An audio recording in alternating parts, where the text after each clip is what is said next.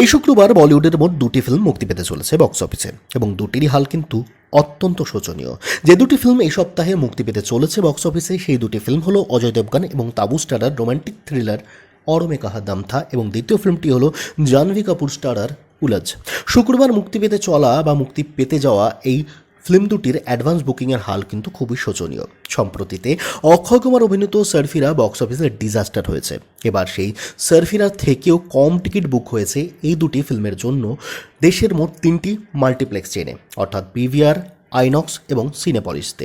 অরমে কাহা দম থা ফিল্মটির টিকিটে কিন্তু ছাড় দেওয়াতে কিছুটা টিকিট বুক হয়, কিন্তু সেই অঙ্কটা কিন্তু 1000-এরও কম।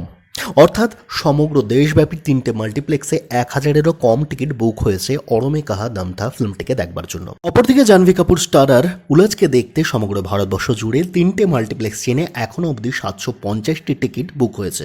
সারফিরার কিন্তু অ্যাডভান্স বুকিং এর থেকে একটু বেশি ছিল, কিন্তু তাও কিন্তু এই ফিল্মটি ওপেনিং 3 কোটিরও কম ছিল।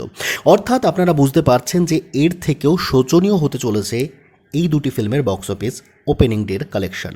এবং বক্স অফিসে কিন্তু সারফিরা ডিজাস্টার হয়েছিল বা ডিজাস্টার তকমা পেয়েছিল, এটা কিন্তু মাথায় রাখতে হবে। সেখানে এই দুটি ফিল্মের হাল কী হতে পারে তা আপনারা অবশ্যই বুঝতে পারছেন। গত 27 জুলাই বিখ্যাত অভিনেতা আমজাদ খানের 32তম মৃত্যু দিবস ছিল।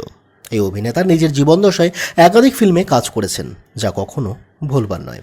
তবে 1975 সালে মুক্তি পাওয়া শোলে ফিল্মের গব্বর সিংয়ের চরিত্র তাকে এখনও অমর করে রেখেছে সকল সিনেমা প্রেমী মানুষদের মধ্যে।